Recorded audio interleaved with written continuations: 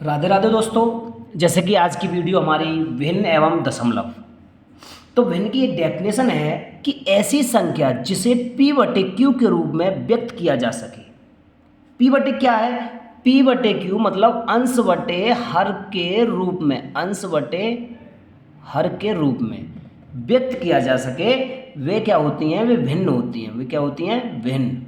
तो भिन्नों के रूप भी दे रखे हैं तो हम समझेंगे उनको। जैसे कि साधारण भिन्न मतलब सिंपल भिन्न फ्रैक्शन किसे कहते हैं? जिस भिन्न का हर 10 की घात ना होकर कोई अतिरिक्त संख्या होती है, जैसे कि 3/7, 7/9, 5/11 आदि। ये क्या होती हैं? साधारण भिन्न। अगर बात करें इन भिन्नों के प्रकार की, तो भिन्नों के प्रकार की बात करें तो 3 प्रकार की होती हैं: संक्षिप्त भिन्न, उचित भिन्न और अनुचित भिन्न।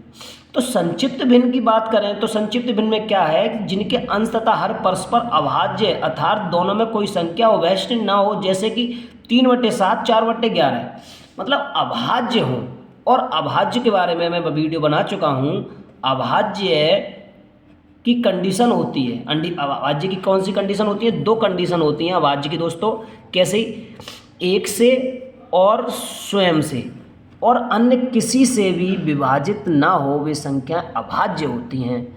तो उसी तरह से 3/7, 4/11 दोनों में ही कैसी हैं? अभाज्य संख्या, किसी से विभाजित नहीं हो रही हैं। लेकिन उचित भिन्न में क्या होता है? जिनके हर का मान अंश के मान से अधिक हो, मतलब अंश के मान से अधिक हो। किसका? हर का मान। अगर हम बात करें कि अंश हमारा कैसा हो? छोटा हो। हम इसमें थोड़ा बड़ा बन गया, गलती। अंश का मान छोटा हो और हर का मान बड़ा हो, तो वो संख्याएं कौन सी होती हैं? उचित भिन्न वाली होती हैं। ठीक है ना दोस्तों।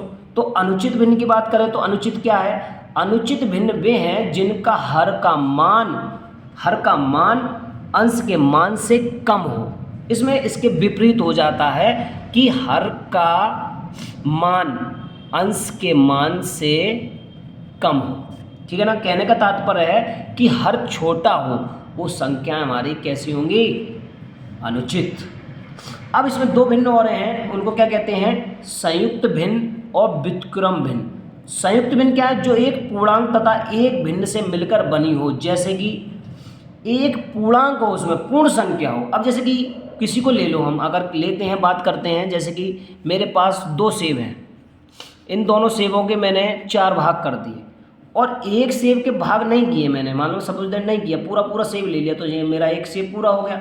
और इसका दूसरे का 1/4 भाग ले लिया, तो +1/4 मतलब एक सेब पूरा, 1/4 भाग, तो इसको पूर्णांक बोलेंगे, मतलब एक सही 1/4 भाग। इस तरह से उसको बोलते हैं।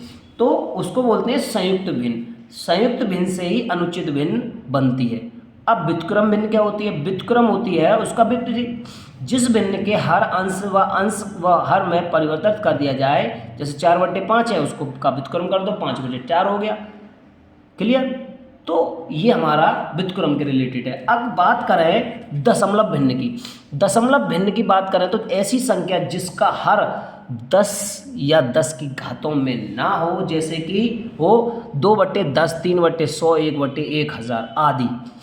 और पुनरावर्ती दशमलव किससे कहते हैं? जैसे कि किसी संख्या का भाग देते हैं, भाग जाता ही रहता है। जैसे कि नीचे कितना है? 3, और 3 का हम किस में भाग दे रहे हैं? 2 में।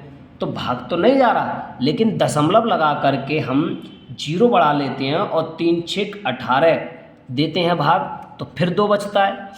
फिर हमने 3 6 18, क्योंकि 0 तो सम्मिलित हो ही जाएगा, फिर 3 6 18, तो चलता ही चला जाता है। उसको बोलते हैं पुनरावर्ती दशमलव भिन्न। और शुद्ध पुनरावर्ती दशमलव भिन्न किससे कहते हैं? शुद्ध ये होता है कि उस पर जितनी बार पुनरावर्ती हो रही है उस पर बार लगा देते हैं। जैसे कि 6 की पुनरावर्ती हो तो 6 पे बार लगा दो, तो वो क्या हो जाएगा? शुद्ध पुनरावर्ती दशमलव भिन्न। और मिश्रित पुनरावर्ती दशमलव भिन्न क्या होता है?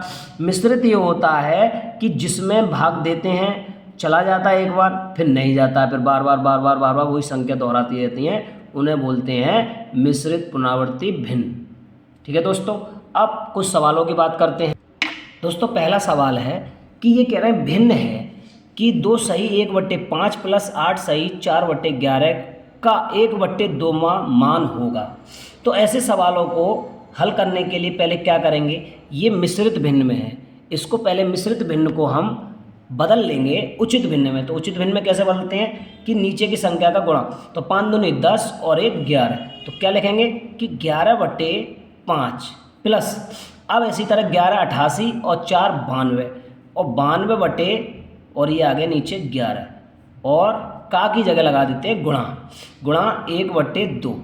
अब ऐसे सवालों को हल करेंगे, क्या करेंगे, सवालों को हल करने के लिए पहले इनका लासा लेंगे। 5 और 11 का लासा लिया तो 55 हो गया और 5 का भाग दे दो तो 11 बार जाएगा और 11 का 11 में मल्टीप्लाई मतलब 11 का वर्ग होता है 121 और प्लस 11 का हमने 55 में दिया तो 5 बार गया और 5 का जब भाग देंगे 92 में तो 460 और फिर बाहर क्या लगाएंगे 1/2। अब देखते हैं जब हमने इसमें इन दोनों को ऐड किया तो ऐड करके 581/55 इंटू 1/2 बराबर भाग देंगे तो 581/110। ये सॉल्व हो गया सवाल। नेक्स्ट सवाल देखिए, भिन्न का ही एक सवाल है कि 7/12 11/16 और 12/17 17/18 31/36 में सबसे बड़ी भिन्न कौन है। देखो भिन्नों में कई तरीके हैं सवाल को हल करने का, लेकिन आपके दिमाग में कुछ टाइम पे कौन सा सवाल आ जाए वो आपको मायने रखता है। अब देखिए ये सवाल सबसे ज़्यादा मायने रखता है। अब देखो देखने के लिए ये हमने देखी सभी भिन्न कैसी हैं, सभी भिन्न हमारी ज़्यादातर उचित हैं, उचित भिन्न है क्योंकि सभी के हर बड़े हैं और अंश छोटे हैं।